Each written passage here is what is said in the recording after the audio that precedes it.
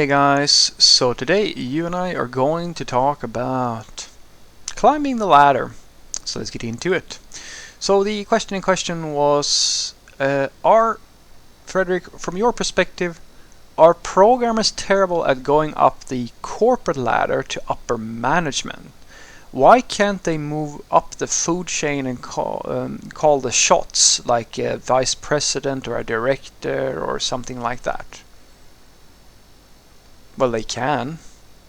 CTO is a term that you might be familiar with, and there are other roles than CTO that is on par, like at that level, basically. Usually, the reason why a person never gets up to upper management is because they lack a business mindset. That's what it comes down to.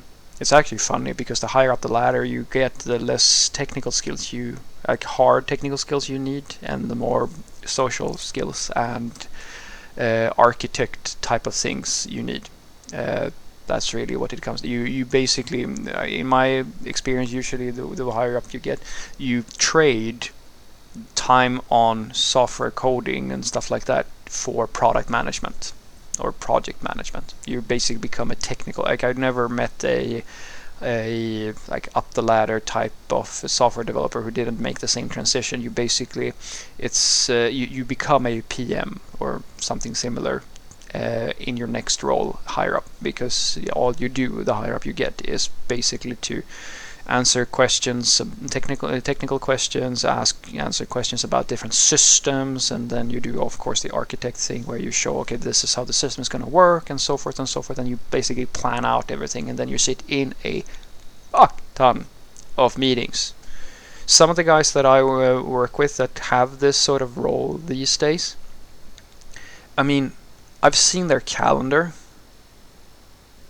And I'm not joking when one guy, he referred to it as the iron wall, and I checked and I saw that he has 3 meetings, and I'm not joking, 3 meetings in the same time slot practically every day for a month.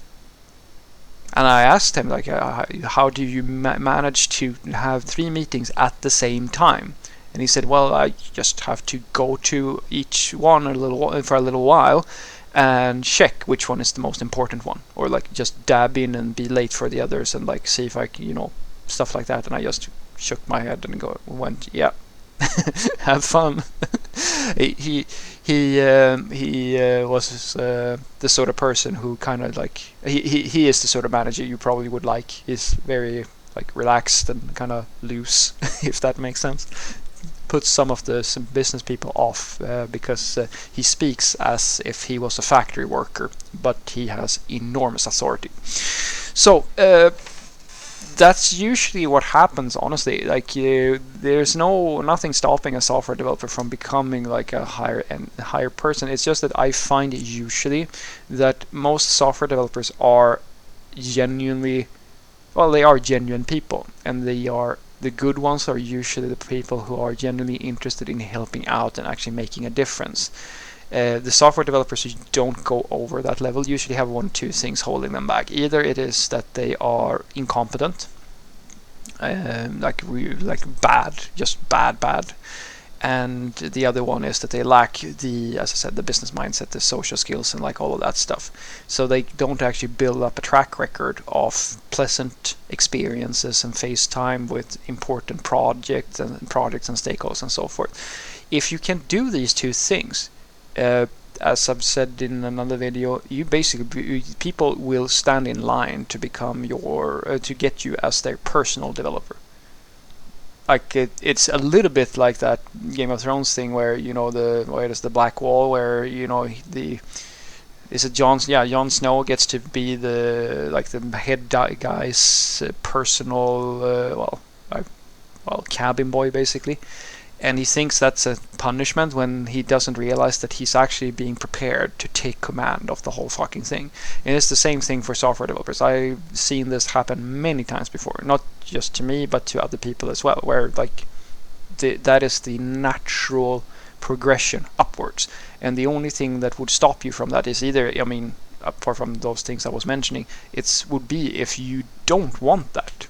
Because, as I said, there is no way that you cannot trade time with your keyboard for meetings. You cannot achieve that, because the role of higher management is to lead, and leadership is unfortunately not found in code. Well, I have some thoughts on that as well. So I'm trying myself these days to find that, to prove something that I hope I can prove, or I might cripple my career for the rest of my life. I don't know, but I suspect that there was a very wise tweet a while back I read. I can't remember her name now, but she's a software developer as well. She said that she had something stating about, which I completely agree with. She stated that don't be so quick to trade your keyboard for the manager name tag, because you can always make that switch. And she's, in my opinion, the basics of her idea is that you can always become a manager if you know your shit. Because at the end of the day, being a manager, like a technical manager or something like that, comes down to knowing the industry, knowing how to talk to people and stuff like that. And if you have even basic soft skills and so forth, you can always do that. It doesn't matter if you become a manager in your 20s or if you become a manager in your 50s. You can always make that switch, as long as you're getting, as I said, if you have those qualities that I was talking about. But the people who never get there, they are usually the bootcamp level developers who are like just, they're always in it for the short win. They're not really interested in technology, and they also lack the personal charisma and business mindset to actually make meaningful things happen. It's, in a sense, it's like what is that saying? They say that it's usually the people who don't want to be in power who should be in power, and the people who want to be in charge who should never be in charge.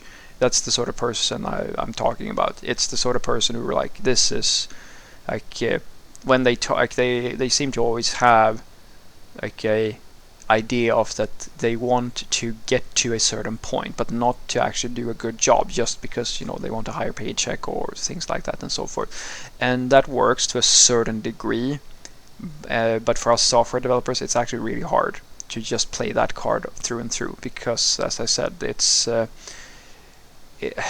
easier in other industries where personal charisma is a bigger way on how well you do. But in IT, you really have to prove that you know your stuff, because it's an expert field, and it's very rare that anyone who is not at least fairly decent at the expert part gets to be a manager or like a higher person of the other experts.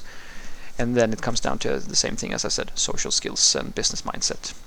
So what I want you to take away from this is that, from my perspective, the reason why I don't think that it is hard for a software developer to become a higher manager. It's actually very simple. I see it happen all the time. In the same way it happens for a sales rep or whoever. It's just that it takes time. It takes years to build up the sort of experience and personal brand and all this stuff, because, as you have to understand, guys, when you get hired to be like a director of an entire company or something, like a CTO or so forth, that's not something that's going to be handed to you if you're like a junior software developer, unless you start your own startup or something like that. These are usually companies who are hiring people at that scale.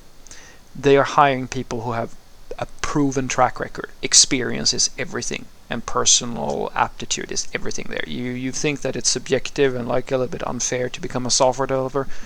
Try to become a VP of engineering or something higher than that. You have to have some serious investment into your CV if you're going to make that work in a sustainable fashion. So it's not impossible, it's not actually that difficult, but it comes down to the same things. And it's actually the reason why most software developers fail to do this is because they are either, as I said, they're low quality developers, or they have very bad, they don't have a business mindset. And you have to have both. You don't get to just be the software developer or just be the person who talks about coding but never does the coding. You have to be able to do both to start off with, to get the trust that is needed, to get to be the personal cabin boy or whatever, or cabin girl, I don't know, servant of the people who are in power. because they will depend on you, but they will not come and ask you for help if you are unreliable or unknowledgeable or like wishy-washy or stuff like that. But if you are solid and they feel like they can trust you and they feel like, you know, you having you around is always a positive influence on the outcomes of whatever they're doing, they're going to go from just wanting you to be in a few meetings to depending on you to the point where you're basically doing the entire job. And that is how you get from being a junior level to being a CTO. And then you might have to switch jobs a few times depending, you know, on roles and so forth. That depends a little bit, but that is the start, and that is how practically everybody gets to that level. Have a great day.